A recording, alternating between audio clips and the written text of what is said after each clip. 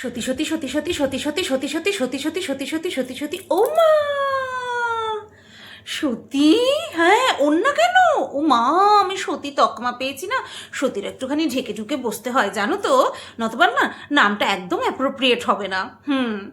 তো যাই হোক বন্ধুরা, বেশ কয়েকদিন ধরে আমি লোভে পড়েছি, লোভের ফাঁদে পা দিয়েছি আমি। সেই লোভটা কি? সেই লোভটা হচ্ছে এমন অনেক গান আমি করতে পারতাম না নর্মাল স্পিডে, যেগুলোতে কিনা কপিরাইট দিয়ে দিত। তো সেই গানগুলোকেই আমি যখন একটু স্লো মোশনে গাইছি, তখন সেগুলোতে কিন্তু আর কপিরাইট দিচ্ছে না। তাই লোভে পড়েছি আমি, আর সেই লোভের বশবর্তী হয়ে তোমাদেরকে আরও একটা দারুণ গান শোনাতে চলে এসেছি। তো চলো গানটা করে নিই, তারপর না হয় ভিডিও করব। অপেক্ষা তো করছে জানি, আমার অপেক্ষা করবে না। শুরু করি।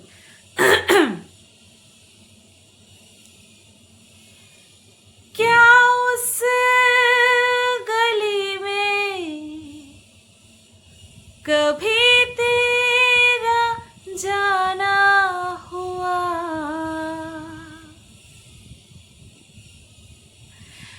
जहाँ से जमाने को गुजरे जमाना हुआ। वाह वाह, সুর যাবে না কোনো দিন, বেঁচে আছি যতদিন। मेरा समय तो वहीं पे है ठहरा हुआ,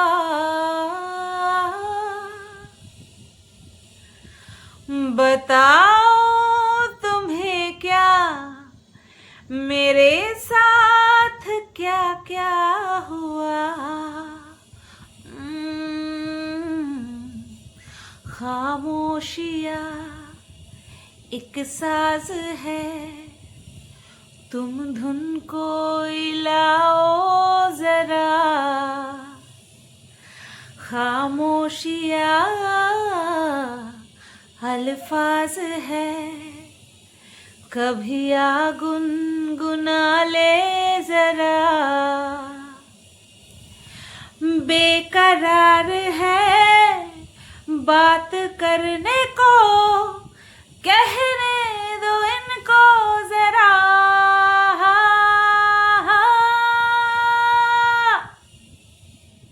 खामोशिया तेरी मेरी खामोशिया, खामोशिया लिपटी हुई খামোশিয়া।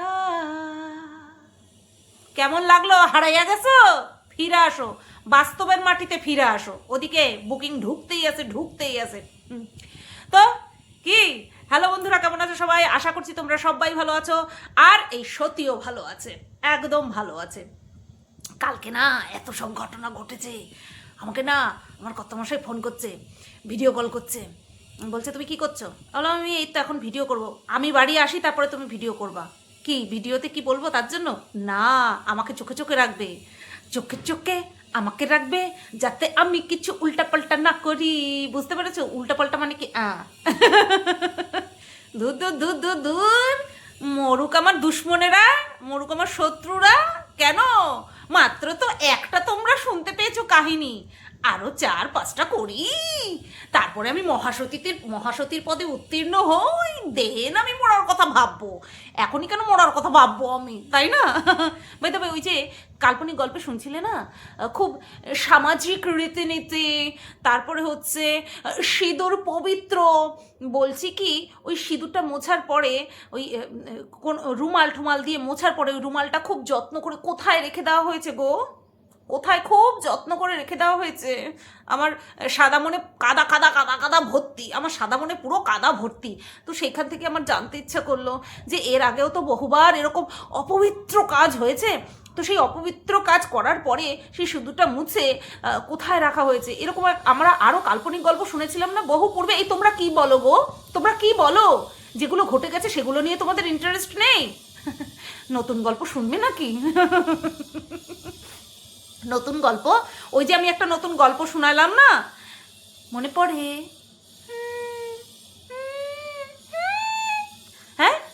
ওটা কিন্তু এই 2025 সালের নভেম্বরের ঘটনা নয়, ওটা 2025 সালের নভেম্বরের লাস্টের দিকের ঘটনা নয়, ওটা কিন্তু সেই 3 বছর আগেকার ঘটনা।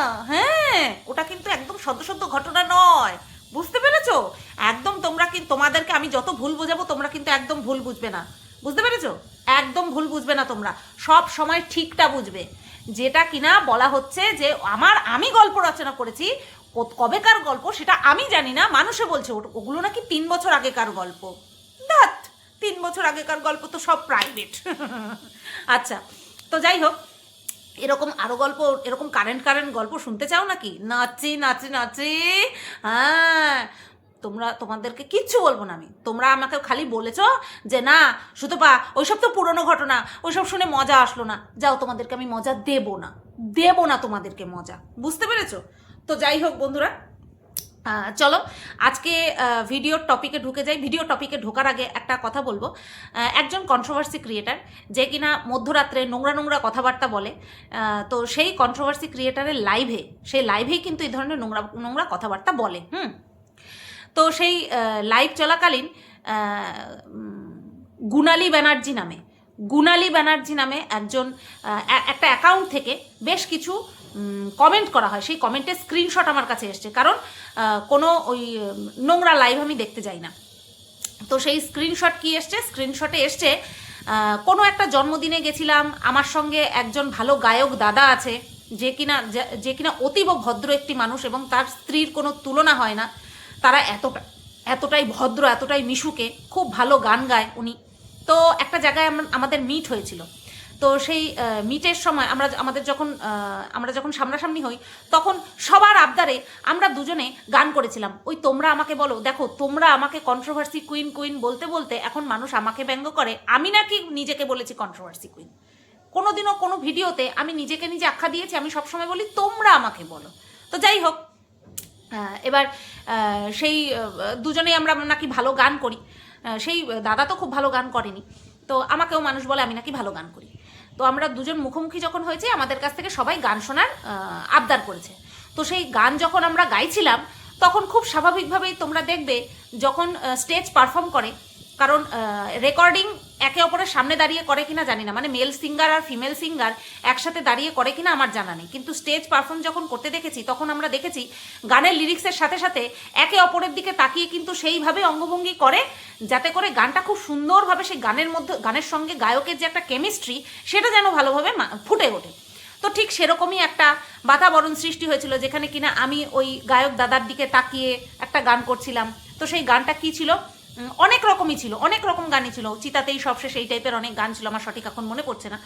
তো সেই আমার চাহনি নাকি ছিল, হ্যাঁ, আমার সেই ওই গায়ক দাদার দিকে চাহনি নাকি আমার নোংরা চাহনি ছিল। হায় ভগবান! বাবা, অন্য কারোর স্বভাব আমার উপরে জোর করে চাপিয়ে দেওয়া হচ্ছে, মানে যাকেই দেখে জিপটা লক লক করে, একে দেখলেও জিপটা লক লক করলো, ওকে দেখলেও জিপটা লক লক করলো। এইরকম স্বভাবটা আমার উপরে চাপিয়ে দেওয়ার চেষ্টা করা হচ্ছে। আমাকে নিয়ে বলছে আমার তাতে কোনো আপত্তি নেই, কারণ আমি একেবারেই পাত্তা দিই না এই সমস্ত নোংরা কথাকে। কিন্তু ওই মানুষটার সম্পর্কেও এরকম কুকথা বলেছে, ঠিক আছে? তো যাই হোক, এইগুলোই আমার সামনে আসলো। হাওয়াতে দরজাটা আপনা আপ খুলে যাচ্ছে, হাওয়া দিচ্ছে আজকে বাইরে। তো যাই হোক, এটা একটুখানি আমার বলার ছিল যে মানুষের চিন্তাভাবনা, আমার যে সতী যে ক্যারেক্টার, তার থেকেও জঘন্য। মানে আমি তো মানুষের কাছে জঘন্যই, আমার থেকেও অতীব জঘন্য। তো এটা কে বলেছে বলো তো? গুণালী ব্যানার্জি নামে একটা অ্যাকাউন্ট থেকে এই কমেন্টগুলো করা হয়েছে। বাই দ্য ওয়ে, গুণালী কুত্তা খুব চাগর ফেস ভ্যালু বাড়ানোর জন্য, বুঝতে পেরেছো? সেই গুণালী কুত্তা বলবো না, গুণালী কুত্তা কুকুরের সমতুল্য, কুকুরের গুয়ের যোগ্যও না। তো সেই গুণালী এখন নতুন করে চ্যানেল খুলে বসেছে। গুণালীর অনেক দিনের শখ ছিল, এই কারণের জন্যই তো বড় ব্লগারের একদম নিচ চেটে সাফ করে দিচ্ছে। ওই বড় ব্লগারের হচ্ছে তোমার বড় ব্লগারের চাটুকারিতা করছে, তো এই কারণের জন্যই, ফেস ভ্যালু বাড়ানো হয়ে গেছে। এইবার গুণালী গু সাফ করছে, হ্যাঁ, নিজের গুই সাফ করছে। দাঁড়াও 1 মিনিট। তো যাই হোক, এখন তোমরা অনেক কিছু দেখতে পাবে। মনের সুপ্ত বাসনা ছিল এই সোশ্যাল মিডিয়াতে নিজের ওই পোড়া মুখটাকে নিয়ে আসবে, পোড়া মুখটাকে ভাইরাল করবে, সেই পোড়া মুখটাকে এখন ভাইরাল করছে। হ্যাঁ, আগের জন্মে স্বামীর গায়ে আগুন দিয়েছিল, আর এই জন্মে সেই পাপের প্রায়শ্চিত্ত করেছে, নিজের গায়ে আগুন ধরে গিয়ে পুড়ে গেছে। বুঝতে পেরেছো? হাত পা সব পুড়ে গেছে। এবার এই জন্মে যা যা করছে, নেক্সট জন্মে সেটার ভোগান্তি ভুগতে হবে না? একদম, এক জন্মে আগের জন্মেরটা ভুগেছে, এই জন্মেরটা নেক্সট জন্মে ভুগবে। তো চলো ভিডিও শুরু করি। আচ্ছা, আজকের এই ভিডিওর বিষয়বস্তু কি? আজকের এই ভিডিওর বিষয়বস্তু হলো বিবি পায়রা পায়রা, বিবি পায়রা পায়রা, বিবি পায়রা পায়রা, বিবি বি। হ্যাঁ, বিবি পায়রাকে নিয়ে বলবো, আর আরেকজনকে নিয়ে বলবো। সে হচ্ছে নান আদার দেন নতুন ভাই, আমার নতুন ভাই রাহুল। রাহুলকে একটা কথা বলবো, প্রথমে রাহুলকে নিয়ে বলবো, তারপরে বিবি পায়রাকে নিয়ে বলবো। রাহুলকে একটা কথা বলি, আমি না ওর থাম্বনেলের মানেটা বুঝিনি, ঘি একটু বেশি ঢালা হয়ে গেল।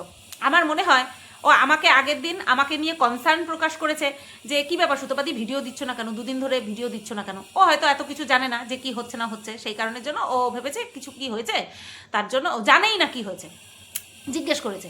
আচ্ছা যাই হোক, তারপরে আমার একটা লাস্ট কনফিউশন দূর করবে বলেছে। তারপরে পরের দিন আমার ভিডিও দিতে একটুখানি দেরি হয়ে গেছিলো। আমার মনে হয় যে ও ভেবেছিল যে ও ভিডিও করেছে আমাকে নিয়ে, আমি হয়তো শ্যাং শ্যাং ভিডিও বানাবো, অর্থাৎ সাথে সাথে ভিডিও বানাবো। এটা আমি শুনেছি একজনের কাছ থেকে, শ্যাং শ্যাং কথাটা মানে সঙ্গে সঙ্গে শ্যাং শ্যাং ভিডিও বানাবো।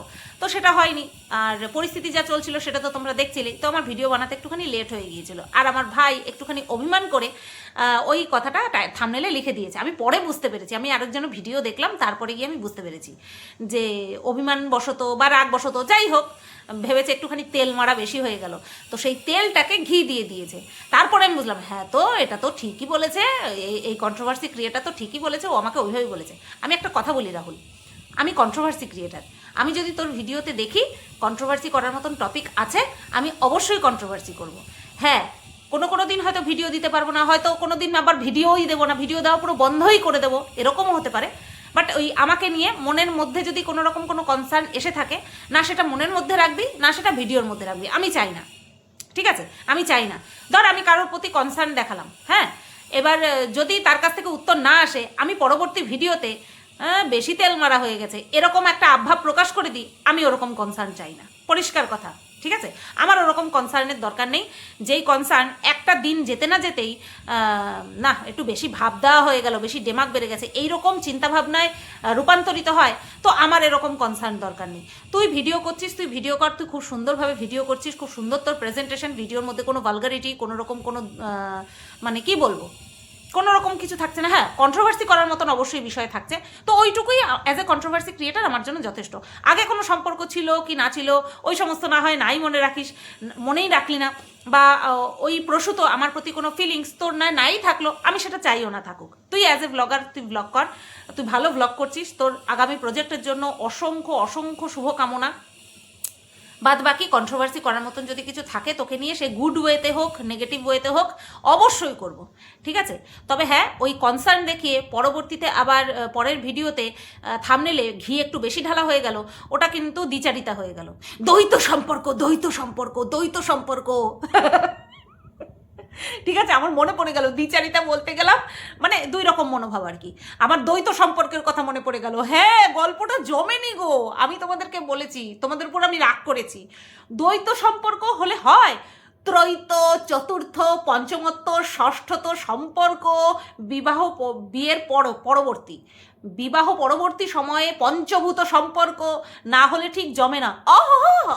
দ্বৈত সম্পর্কে সিঁদুরদান, 4 বছর ধরে একজনের সঙ্গে সম্পর্ক, এদিকে 12 বছরে 4-5 জনের সঙ্গে সম্পর্ক, wow wow wow wow wow wow, তালিয়া তালিয়া তালিয়া, তাই না? এরকমই একটা ভাব দেখলাম না আমরা ওই কাল্পনিক গল্পতে। হ্যাঁ, আমি শুনছিলাম আর ভাবছিলাম, আরে কি লয়াল, যাকে নিয়ে বলেছে কি লয়াল, একজনের সঙ্গে 4 বছর ধরে প্রেম করছে। আর আমরা এরকম দেখেছি, স্বামী বলছে এই তো এই বাগানে একজন, ওই মামার বন্ধুর লগে একজন, এই বান্ধবীর বয়ফ্রেন্ডের লগে একটা, আবার ওইখানটায় ছিল আরেকটা, আবার এই আরেকটা, এইরকম আমরা দেখতে পেলাম না। হ্যাঁ, তো জমে এভাবে কি জমে, এরকমভাবে জমেনি গল্পটা। বলি কি, নিজেকে নিয়ে কোনোদিনও এরকম কাল্পনিক গল্পনা রচনা করা হবে নাকি? ব্যাপারটা জমে যাবে কিন্তু, তাই না? কারণ এরকম অনেক ঘটনা আছে যেটা কিনা আমরা কেউ জানি না, শুধুমাত্র কল্পনায় ভেসে বেড়ায়। যাই হোক, ছিলাম কোথায়? রাহুলকে নিয়ে। ওই ঘি ঢালা টাইটেলটা নিয়ে, থাম্বনেলটা নিয়ে আমার বলা হয়ে গেল। এইবার আসি গতকালকের ভিডিওতে। আজকে ওর ভিডিও অলরেডি চলে এসেছে। তো আজকের ওর মায়ের জন্মদিন, ঠিক আছে? আজকে রাহুলের মায়ের জন্মদিন। তো রাহুলের মাকে জানাই, রাহুলের মাকে কি ডাকবো আমি জানি না, হিসাবে ওর মায়ের যা বয়স দেখি আমি দিদি ডাকলে সুবিধা হয়। রাহুল, আমাকে আন্টি করে ডাকবি। রাহুল, দিদি ডাকা শুনতে চাই না। রাহুল, সুতপা আন্টি, আন্টি ডাকবি, নাম নিতে হবে না, আন্টি। আমি তোর আন্টি হই, আমি তোর আন্টির বয়সী। আমার 37 বছর বয়স, তোর মার 45-এর নিচে। হ্যাঁ, 45-এর নিচে। সুতরাং তোর মা আমার বয়সের দিদি, মানে তোর মায়ের বয়স হিসাবে আমার তাকে দিদি ডাকা উচিত। তো হ্যাপি বার্থডে রাহুলের মা। আর সোশ্যাল মিডিয়ার থ্রুতে আমার সম্পর্কে তুমি দিদি হও। অনেক অনেক অনেক জন্মদিনের শুভেচ্ছা রইল। ভালো থেকো, সুস্থ থেকো। কোনো দিনও এরকমটা না হয়। না না না না না না, এই সমস্ত কথা এখানটায় বলা যাবে না। না না না না না না না না, এই সমস্ত কথা এখানটায় বলা যাবে না। যাই হোক, একটাই কথা, হ্যাপি বার্থডে টু ইউ। তোমার ছেলে আর তোমার ছেলে স্পেশাল জন তোমাকে বার্থডে উইশ করেছে, তার সাথে তোমার ফ্যামিলি মেম্বাররাও ছিল। এটা দেখে বেশ ভালো লাগলো। সাথে যদি দাদা থাকতো, মানে রাহুলের বাবার কথা বলছি, সাথে যদি দাদা থাকতো আরও জমে যেত। তো সব মিলিয়ে বেশ ভালো লাগলো। ছোট্টখাট্টো সেলিব্রেশন আজকে আসবে, আজকে সেলিব্রেট হচ্ছে, আগামীকাল আসবে বড় করে সেলিব্রেশন, সেটাও আমরা দেখব। তো এই তো এইবার গতকালকে যেই ভিডিওটা রাহুলের এসছে, সেই ভিডিওতে থাম্বনেলে ছিল একটা স্কুলের ছবি। ওই স্কুলটা অনেকটা ওই টিভি মুভিতে দেখায় না, বড় লোকের বাচ্চারা যেই সমস্ত স্কুলে পড়ে, সেই রকম লাগলো না? তো সেই রকম স্কুলের একটা ছবি দিয়েছে, আর তারপরে লিখেছে জীবনের প্রেম, মানে স্কুল জীবনের প্রেম। বুঝতে পেরেছো? তো ওটা দিয়েছিল থাম্বনেলে, আর টাইটেলে লেখা ছিল আমরা কেউ বেকার নই। আমরা কেউ বেকার নই। বাই দ্য ওয়ে, আমার সবকটা নখই কিন্তু উঠে গেছে, মানে নেল এক্সটেনশনের ফলস নেলগুলো আজকে সকালবেলাতেই উঠিয়ে ফেলেছি। তা এইবার এই যে বেকার নই, সেটা নিয়ে রাহুল একটা কিছু বক্তব্য রেখেছে তার ভিডিওতে। অনেকে বলছে যে তুই যদি চাকরি করছিস, তুই যদি কোনো নতুন চাকরি পেয়েছিস, তাহলে তুই ইউটিউবে কি করছিস? তো আমি তার পরিপ্রেক্ষিতে আমার মতন করে বলেছিলাম যে ইউটিউবটা কোনো কারোর পৈতৃক সম্পত্তি নয়, বা প্রশ্ন করার জায়গায় নেই, তারপরেও মানুষে প্রশ্ন করে। তো সেখানটায় রাহুল উত্তর দিয়েছে, খুব গুছিয়ে গাছিয়ে উত্তর দিয়েছে, খুব ভালো কথা জানে ছেলেটা।